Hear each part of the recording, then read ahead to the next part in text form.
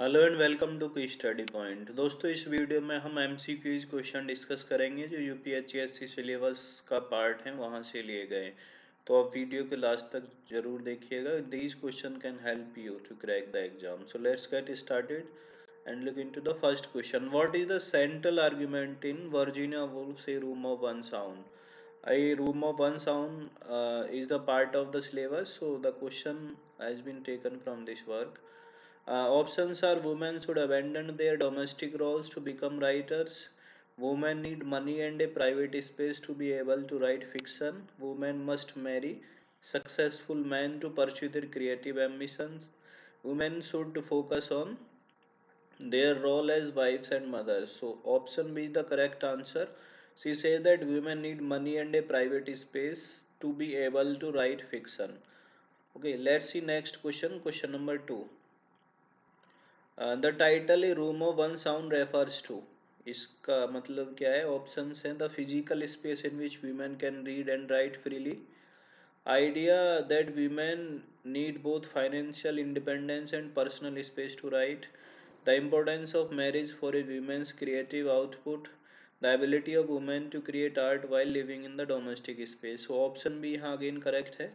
The idea that women need both financial independence and personal space to write. Virginia Woolf कहती हैं कि महिलाओं के लिए इकोनॉमिक इंडिपेंडेंस या इंडिपेंडेंट होना बहुत ज़रूरी है और पर्सनल स्पेस भी चाहिए अगर वो राइटर बनना चाहती हैं तो.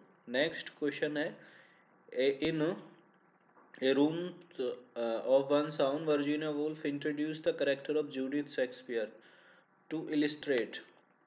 तो इसमें ऑप्शंस हैं: the impact of social expectation on women's ability to create, the importance of Shakespeare's legacy on literature, how men's opportunities are limited by societal norms, the advantages of women's access to education. तो option A यहाँ correct हो जाएगा. A option correct answer है. Next question देखते हैं. According to Woolf, women in fiction are often portrayed as strong and independent characters, central to the action and plot development, heroic, beautiful and important, simple and insignificant compared to their real life counterparts. तो यहाँ right answer हो जाएगा option C, heroic, beautiful and important. Next question देख लेते हैं. Question number 5. Who is referenced in the essay as having been dismissed as an errant feminist? तो इसके option देख लेते हैं, काफ़ी इंपॉर्टेंट क्वेश्चन है. Jane Austen, Aphra Behn, Rebecca West और जॉर्ज इलियट. तो रेबेका वेस्ट यहाँ राइट आंसर है, option C. Next question: Virginia Woolf discussion of lesbianism in a room of one sound was influenced by. तो ये lesbianism का जो discussion है किससे इन्फ्लुएंस्ड था? तो ऑप्शन है: feminist movement in the early 20th century, the public outrage over Radcliffe Hall's The Well of Loneliness, her own experiences as a lesbian, the changing view of medical establishment about gender. तो ये right answer हो जाएगा option B, the public outrage over Radcliffe Hall the well of loneliness. इस work के बाद जो हंगामा चल रहा था उसके बाद उस पर इन्होंने अपने विचार व्यक्त किए थे इसी वर्क में. ठीक है, ऑप्शन बी यहाँ करेक्ट हो जाएगा. नेक्स्ट देखते हैं. What does Alice Walker criticize? What does Alice Walker criticize in her response to A Room of One Sound? Alice Walker ने इनको क्रिटिसाइज किया था, इस वर्क को क्रिटिसाइज किया था. तो उन्होंने क्या बोला था? ऑप्शंस हैं: the exclusion of women from education in 1920s, lack of knowledge acknowledgement of women of color such as Phyllis Wheatley in Woolf's argument. Option C, the idea that women need a room of their own to write. And option D, Woolf's portrayal of Judith Shakespeare as a victim. तो option B यहाँ correct हो जाएगा. Option B यहाँ right answer है. The lack of acknowledgement of women of colour such as Phillis Wheatley in Woolf's argument, इसको लेकर इन्होंने criticise किया था एलिस वॉकर ने. नेक्स्ट क्वेश्चन देखते हैं. What is the significance of the metaphor a women must have money and a room of her own? तो इसका मतलब क्या है इस मेटाफर का? It symbolize the basic physical needs of a women. It represents the financial freedom and personal space needed to create. It refers to the economic privilege of men in the 1920s. It critiques women's dependence on men for their survival. तो option भी यहाँ correct हो जाएगा. It represents the financial freedom and personal space needed to create. ठीक है, next question देखते हैं. Question number 9 of the video. The character of Mary Carmichael in a room of one sound is used by Wolf too. Options हैं: illustrate the limitations of traditional gender roles, show the importance of women having educational opportunities, discuss the challenges of being a women writer, and option D, explore the psychological depth of female character. तो यहाँ right answer हो जाएगा C, discuss the challenge of being a women writer. Next question है, concept of androgyny in Woolf work is often interpreted as. काफ़ी popular concept है, इस पे काफ़ी डिस्कशन किया है इन्होंने इस वर्क में. Fusion of masculine and feminine traits into singular identity, a balance of masculine and feminine qualities in a person, the complete rejection of gender distinction and an exclusively feminine traits. तो option यहाँ B correct हो जाएगा, a balance of masculine and feminine qualities in a person. ठीक है, next question देखते हैं. What is the genre of the history of adventures of Joseph Andrews as defined by Henry Fielding? Henry Fielding का work था the history of adventures of Joseph Andrews. पूरा title है इसका, you can remember this title as well, क्योंकि sometime they ask the complete title. Generally it is known as Joseph Andrews, सिर्फ Joseph Andrews के नाम से इसको जानते हैं, बट ये कंप्लीट टाइटल है तो ये क्वेश्चन तो ही बन जाता है. इसका जेनर क्या है, जैसा कि उन्होंने डिफाइन किया है, गोथिक नोवेल है, comic epic, poem in prose, historic romance, historical romance या साइकोलॉजिकल थ्रिलर. तो ऑप्शन बी करेक्ट है, comic epic poem in prose. ठीक है, नेक्स्ट क्वेश्चन देख लेते हैं. Who is the true love of Joseph Andrews in the novel. इस novel की स्टोरी के अकॉर्डिंग जो ट्रू लव है जोसेफ एंड्रूज का वो कौन है? लेडी बुबी, फैनी गुडविल, मैडम स्लिपस्लॉप और लियोनोरा. तो I believe you all know Fanny Goodwill वो लड़की है जो इसमें ट्रू लव की जिसकी बात की गई है. नेक्स्ट क्वेश्चन देखते हैं.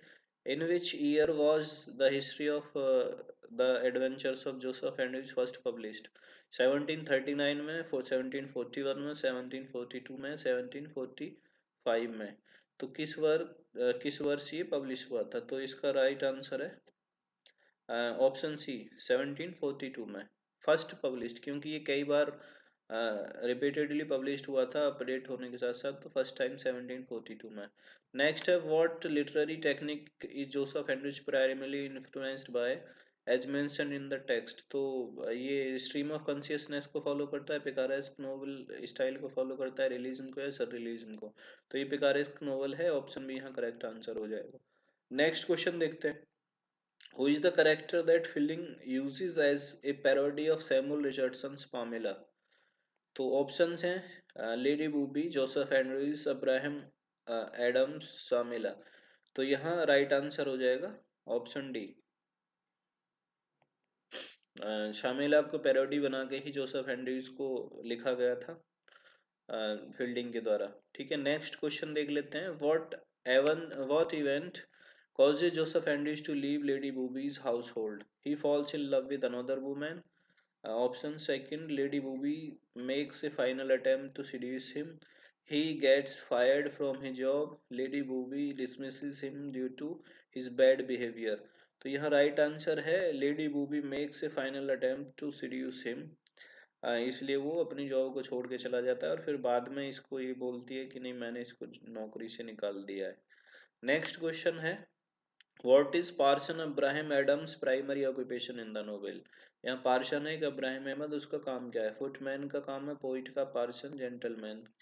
तो क्योंकि वो पार्सन नाम के साथ भी है तो उसका काम भी वही है, तो ऑप्शन सी यहाँ करेक्ट आंसर हो जाएगा. Again it is easy question but I believe that all other questions are very very important.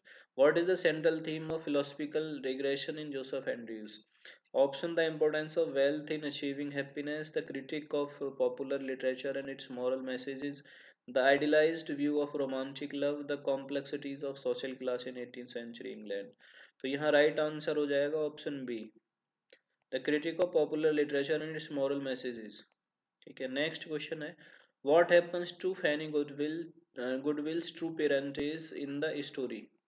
Options हैं, she is revealed to be the lost daughter of mister Wilson, she is kidnapped as an infant and sold to sir Thomas Booby, her parents are revealed to be wealthy aristocrats, she is found to be a relative of lady booby। तो option भी यहाँ correct answer हो जाएगा। Next question देख लेते हैं, how does the novel end? Novel कैसे end होता है? Joseph and Fanny run away, Joseph inherits a fortune from Lady Booby. Joseph and Fanny marry after it is revealed that they are not siblings. Joseph becomes a famous writer and Fanny marries another man। तो यहाँ ये तो option D तो एकदम गलत है, option सी यहाँ correct answer हो जाएगा। ठीक है, ऑप्शन सी। नेक्स्ट क्वेश्चन है, what event brings about the revelation of Joseph's true parentage? A medical examination, peddler's story, letter from Lady Booby, a legal document discovered by Joseph। तो यहाँ right answer हो जाएगा option B, peddlers story इस बात को clear करती है। Next question है, what is the role of mister Wilson in the novel? Mister Wilson का क्या रोल है? He is rich benefactor who supports Joseph and Fanny, he is an old acquaintance of parson Adams, या he is gentleman who reveals Joseph's true parentage, he is local square who tries to separate Joseph and Fanny। तो यहाँ C option correct हो जाएगा, gentleman है जो बताता है कि उसके जोसेफ एंड्रूज के रियल माता पिता कौन है।